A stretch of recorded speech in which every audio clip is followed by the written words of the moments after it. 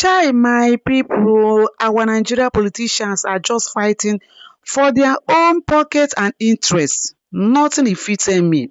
Now, this Doyin Okukpe, wey be the former Director General of P2B's 2023 Presidential Campaign Council, don join the moving trend. Yes, so this man said that Tinubu is the reformer Nigeria need because his reform agenda is the most credible. And as for P2B, he no get any policy document at all. Chai, Nigeria politician. Hey, but the way Rufai answer him in this discussion, that one makes sense. But this one, wey Tinubu wan carry his son Seyi put as Lagos State Governor after Babajide Sanwo-Olu. Hey, that one another wahala dey come o. Because you know say these APC people, anything wey they want, they will get it, whether Nigeria want it or not. Abeg, make una watch how Rufai and Abati reacted to this video. And if you are coming across this channel for the first time, kindly subscribe, like and share our videos. God bless you. A former Director General of the Labour Party's presidential campaign, Doyin Okukpe, has faulted the mantra, Nigeria must move from consumption to production, used by Peter Obi during his 2023 presidential campaign, saying that Peter Obi did not have any policy document to back the mantra. Okukpe made the comment on Tuesday while assessing President Bola Ahmed Tinubu's administration. He argued that Tinubu has a superior policy document compared to his challengers in the 2023 elections. Let's take a look. As for Peter Obi has not given any document to Nigerians as to what he was going to do. I can tell you for a fact. All we were saying was that we want to take Nigeria from consumption to production. Good rhetoric, but it's not grounded either in policy development or in principle application. But I never supported Bola Tinubu. He's not my person. We're not in the same party. But in retrospect now, his reform, his agenda, his agenda that he brought, the Renewed Hope agenda, is the most credible document that can address and is addressing the current situation. And you can see it is being meticulously applied. Well, all right, okay. Rufai, let me take some comments before I come to you. Calling Tinubu's reforms credible is a stretch when Nigerians are grappling with soaring inflation and economic hardship.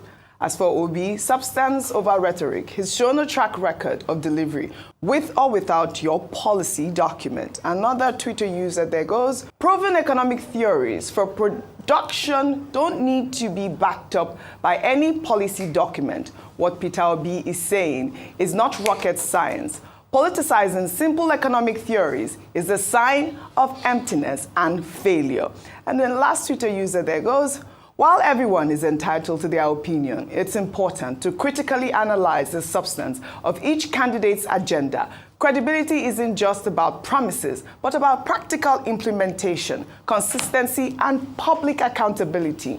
Nigerians need leaders whose policies are clearly documented, viable, and centered on solving the country's pressing challenges, not just rhetoric.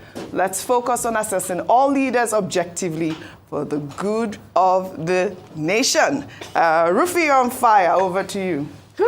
Well, this politics, Doctor, that's why I can't come into this your political game. Oh, you can't be a politician. No, I'm sorry. Oh, okay. I don't have the temperament for it. You should know me. You should know the things I can do and I can't do by that. We were just discussing that at Bola. I don't have the temperament for wishy-washy and all of that. No, I'm sorry. Real quickly, this is the same Doyin Okukpe that was running Peter Obi's campaign. We should ask him what changed. Okay, he's in Tinubu's side now, Abi. He said he's not in Tinubu's side. And he said that Tinubu's policy is good. Yeah. Tinubu's policy is good. Can't you see how we're enjoying it in the last 18 months? We are enjoying the pain of his very good policy. It's very good. The next thing he said Peter Obi didn't have there was no policy document to back. Okay, now I've gone to open Peter Obi's manifesto. You can go and also check page 20, where he said shift emphasis from consumption to production by running a production-centered economy that is driven by an agrarian revolution and export-oriented industrialization.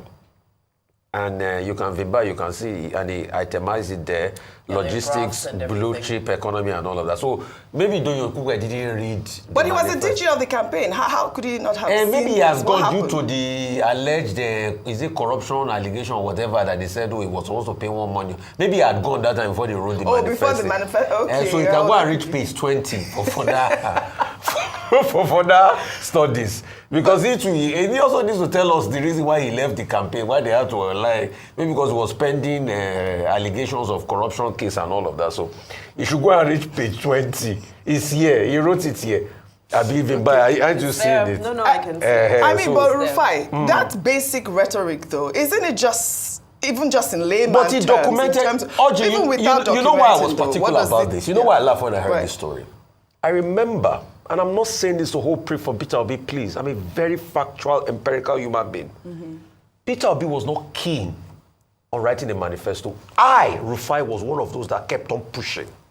Anytime he came for an interview. You remember he would say, it's just a document, they will just write. I said, no. The people deserve a manifesto. You can bear me witness in the interviews. I kept on insisting that there must be a manifesto. I remember particularly. And I read through all the manifestos. I still have what President Tinubu talked about is close to double-digit economic growth. All he wanted to do with agricultural boards and everything. I read Atiku's manifesto.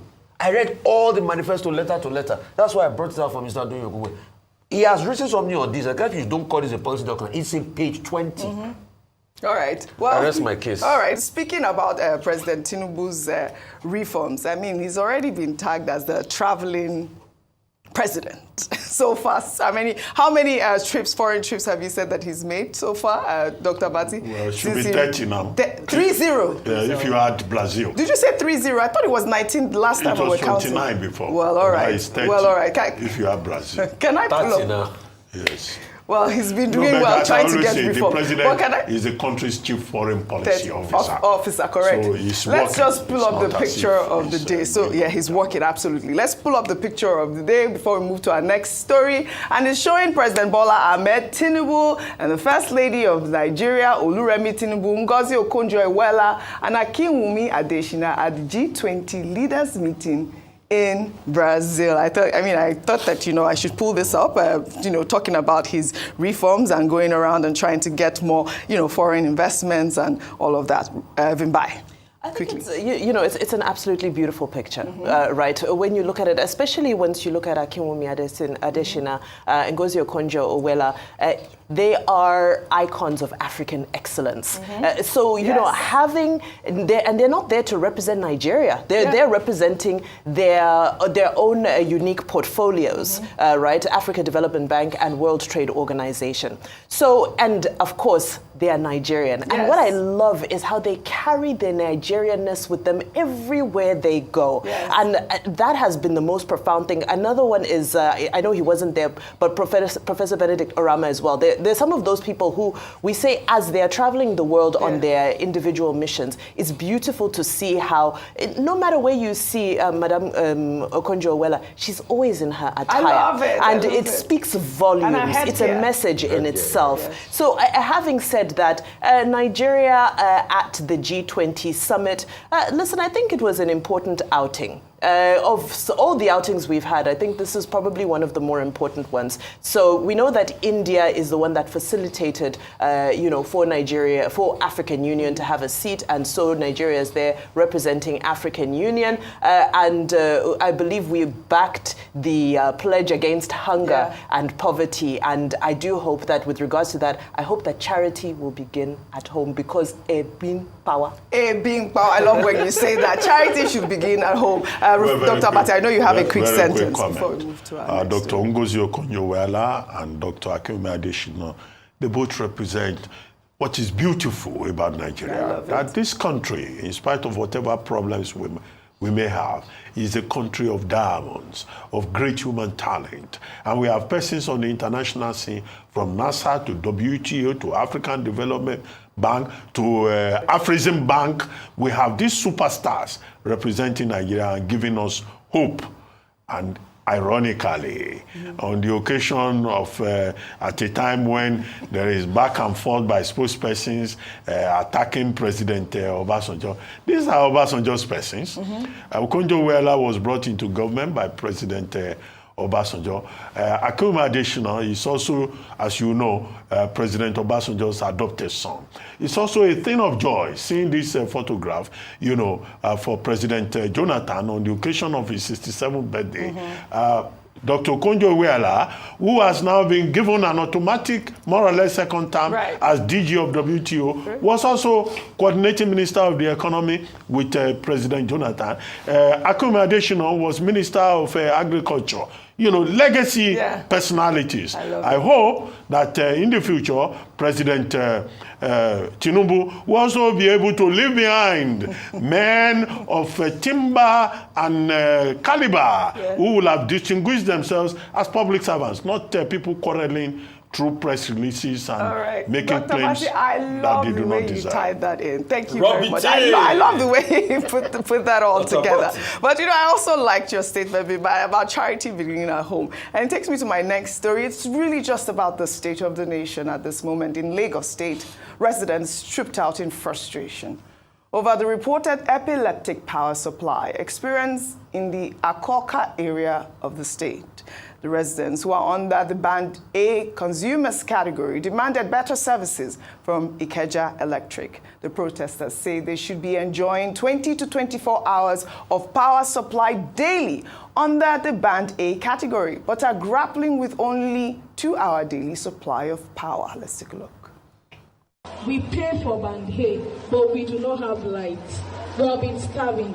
We went from having constant power supply to barely having 2-hour supply daily. It is affecting our businesses. It is affecting our environment. Everywhere is polluted. Everywhere is no longer comfortable. So we are here peacefully to demonstrate the level of discomfort and how unhappy we have felt. So we're here to plead, please, because we have been going and coming to the Ikeja Electric office close to our community, but they have refused to answer us, and that is why we're gathered here this morning. We have jobs that we're doing, we have families at home, and then we left everything out there to come out here to show how displeased we are. So we are pleading as a community, as one, for Ikeja Electric and the appropriate authorities to listen to our cry, to save our community. Akoka has always been a good community, and we want it to remain like that. Vimbai, I wanted to highlight these people's plight. Very, very important. This Band A saga. I think I live in a building that has that's Band A. And also we experienced this sort of epileptic power supply. This Band A issue, yesterday we talked about cooking gas, and now we are seeing this. I thought it was important to highlight this, so I wish we had time to discuss this, but still in Lagos State. Yes, go ahead. Lagos State should actually be ahead of all other states when it comes to assenting the Electricity Act. So Lagos State House of Assembly needs to do the right thing. Correct. Well said. And still in Lagos State, another story that has been trending is the endorsement of President Bola Ahmed Tinubu's son, Seyi Tinubu, as the next governor of Lagos State by the coalition of Nigerian youth leaders, a group representing youth organizations across Nigeria's 6 geopolitical zones. The group highlighted Seyi Tinubu's potential to build on the foundation laid by his father, President Bola Ahmed Tinubu, during his tenure as Lagos State governor. They praised Tinubu's transformational leadership, which elevated Lagos to the center of excellence, and expressed confidence that Seyi would surpass his father's achievements if elected. Dr. Abati, it's great. This statement was issued on Tuesday. Quickly, I'll try to be brief because we don't have time. Well, I mean, the youths of Nigeria, they say they are a coalition. Well, they say they have a stake in who becomes next governor of Lagos. Let those youths be reminded that these are the same youths who have been told that if they came from anywhere outside Lagos State, if they don't do what the people of Lagos want, they can jump into the lagoon. So, but I don't know what gives them the confidence. Their premises are also suspicious. They are saying that because President Tinubu did well as governor of Lagos, his son too will do well. Well, is it by osmosis that you acquire leadership qualities? That looks very strange to me. They say that it is a time for a young person to be governor of Lagos State. Young people have always been governor of Lagos, Governor Tinubu, as he then was a young man. How old was Babatunde Raji Fashola when he was governor? How old was Ambode? How old is Sanwo-Olu that is there? He's still a young man. He's not even 60 yet. So that argument also falls flat. The only thing that I see is that they say Seyi Tinubu is very capable, is knowledgeable and all that. Okay, they can say that. They will have to convince us. But we should know that this is not a dynasty. No. This is a democracy. Come on, really? Nigeria is not Equatorial Guinea. Nigeria is not Cameroon. Okay. If they want to propose Seyi Tinubu, they should do so. But he will be assessed on his own merit. That's it. Not on the basis of DNA, which we cannot really push. And finally, I think if President Tinubu wants to make his son governor, this is probably the best time. After all, it's Emilokon. So we can have Emilokon in Abuja and also have Emilokon in Lagos. I rest my case. All those words that, with due respect, also they are speaking, is not a dynasty. It's not a this. They will assess him. It's English you are speaking. You have said it. Your last phrase is Emilokon. Seyi Tinubu, Your Excellency, sir. Welcome to the governorship of Lagos. Orodile Babeni. You two, you will be it. All this what we are talking. It doesn't matter. Election period, they will come now. Before you know, you are governor. So, Governor Seyi Tinubu. Governor Seyi Tinubu of Lagos. That's just, you see, we can deceive ourselves so much. You see, I can talk very comically and all laughter, but I cry for Nigeria because that's what Nigeria has become. Is it only Tinubu that is doing it? What are other politicians that have put their children there? We're talking about one in Edo State that put his child as a commissioner. So if they say it's time for Seyi Tinubu, is it us here? We will just talk. But it's as if there's a fair assembly already. For them to mute this idea, for them to even put it in the public space, it looks like it's going to happen. Did they endorse him in the last election cycle? No. All right. It looks like it's going to happen. And conversations are already on. Before you know it, they will just start putting it in our face. So, all right. Accept it already. There's nothing you can do about it. Lagos. A dynasty, what do we call it? Has been formed. It has gone full circle. A Not Miloko dynasty is already in Lagos. So let's stop deceiving ourselves. I'm a realist to the core. Well, all right. It's time for Lagos. Let's take the story under entertainment. Nigeria's beauty queen and the first runner-up at the 73rd Miss Universe competition, Chidinma Adesina, returned home on Tuesday to a hero's welcome. Let's take a look at that video capturing the moment. Oh my God! Oh my God!